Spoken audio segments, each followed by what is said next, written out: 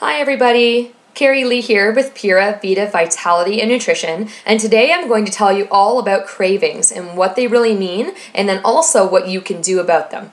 So most people in society suffer from some sort of cravings from time to time, whether you're on a health kick or not. And they actually mean something. It's not just a craving and you just really want to dig in headfirst to that pile of cheesecake or pizza or macaroni and cheese or whatever your comfort food is. There's really a reason behind this, and it's a biological reason behind it. So first of all, I think the most common craving in society is sugar, whether this be from soft drinks and juices, if you order a coffee, like a double coffee or something with sugar. Chocolate milk is something that's really high in sugar that people definitely underestimate. Slushies or freezies or popsicles or ice cream, anything like that that's really high in sugar. There's a reason why we feel this, and this is usually because our blood sugar levels have dropped, or we are experiencing something also known as hypoglycemia. And this is kind of the very beginning stages of diabetes. It doesn't necessarily mean that you will ever develop full-blown type 2 diabetes, but it is a symptom of diabetes, and therefore doctors in the medical profession as well as in the holistic world associate this kind of really big drop in blood sugar with pre-diabetes. So this is something to definitely look out for, especially if you're experiencing this on a day-to-day basis. And what we want to see is we want the blood sugar levels to remain sort of even like this throughout the day. We shouldn't see any high valleys like peaks and any lows, because a lot of people that, let's say you wake up in the morning, you have a cup of coffee and a muffin to start your day. And then mid-afternoon you have, let's say, a sandwich or a hamburger with fries. And then in the afternoon you grab a chocolate bar or a sugary soft drink or something like that. In the evening maybe you have pasta and then dessert afterwards. So what we're seeing here is a lot of refined carbohydrates and not a lot of really good nutrition and dense foods, nutritionally dense foods, and we don't have a lot of fiber. So what we see here is a lot of peaks and valleys like this throughout the day, and this is the start of diabetes. What happens is the pancreas, it can't produce and release enough insulin to balance the blood sugar levels, so we see sort of this kind of movement, which is extremely unsafe and wreaks havoc with our body. Now what we want to see, as I just mentioned, is blood sugar levels that are very even throughout the day. You might see a little bit of a rise and a little bit of a dip, but for the most part we want to see those well regulated. And what we can do to have well regulated blood sugar levels is, number one, eat good quality foods, not food-like substances. So eat most plant-based diet if you can, or a lot of fresh fruits and veggies, specifically in the vegetable category. You can have animal protein or other sorts of lean, vegan or vegetarian sources of protein if you wish. You can have basically anything that has a lot of fiber in it or is really nutrient dense, and less of those white refined carbohydrates that I just talked about in the previous diet.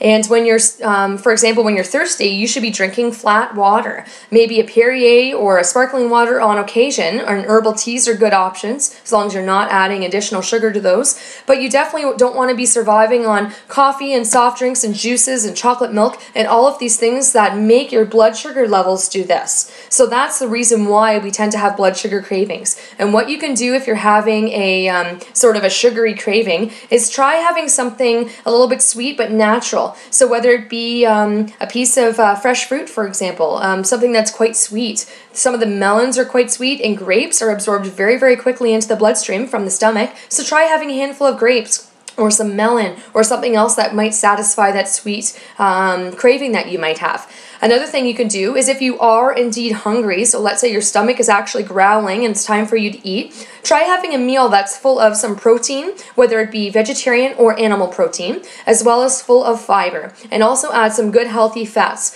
whether it be an olive oil or hemp seeds or almond butter or whatever it is for a good healthy fat. Avocado is another wonderful option, which I usually rave about how much I love avocado myself. And this will help keep your blood sugar level stable like that all day long. Secondly, people tend to have chocolate cravings, especially women. And unfortunately, this isn't due to a chocolate deficiency. I wish it really was. I think all of us, or most of us, really love chocolate. What usually this means, though, is that your body is deficient in magnesium, which is a very, very important mineral that we need in pretty high concentrations. So what you can do is figure out why you're low in magnesium. Maybe you can include some of the foods that are high in magnesium if you don't want to include a multivitamin or some other supplementation. Leafy greens, nuts and seeds, especially raw or sprouted versions of, are definitely extremely high in magnesium.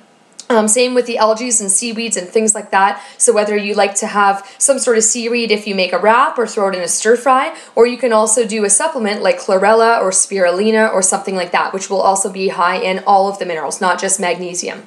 And then also, if you're really just dying for that piece of chocolate, try to go, if you can, for above, if you could, 75 or 80% cacao, which is the percentage of dark chocolate, basically. So don't go for those milk chocolate bars like a Kit Kat or Coffee Crisp or whatever. Try to go for some real good quality dark chocolate, and sometimes that alone will be enough to satisfy your craving because it's so rich in flavor. And then the third craving that people tend to see is salt cravings. And this actually is closely related or tied into your adrenal glands, as sugar can be as well. So what happens is you've got something called cortisol, which is also known as your stress hormone, and adrenaline, which is something else that your adrenal glands, which are little sort of peanut-shaped glands and sit on top of your kidneys, it's responsible for producing and releasing when your body needs it. So sometimes when we see a complete crash or adrenal burnout, we'll also see people suffer from high salt cravings. So they feel like potato chips and popcorn and adding lots of salt and lots of flavor to their meals. And this is something that can be terrible, especially for blood pressure, and can actually cause high blood pressure. So if you're craving salt, it could just mean that you're low in electrolytes, and you can always use some sort of electrolyte replacement. Not necessarily a Gatorade or a Powerade or one of those sugary drinks, but maybe try a little bit of coconut water, or you can try your own electrolyte replacement at home, or even just drink some water and have a good quality meal, with natural vitamins and minerals, and that will be enough sodium, or that will be enough salt to basically quench that thirst that you have for salt.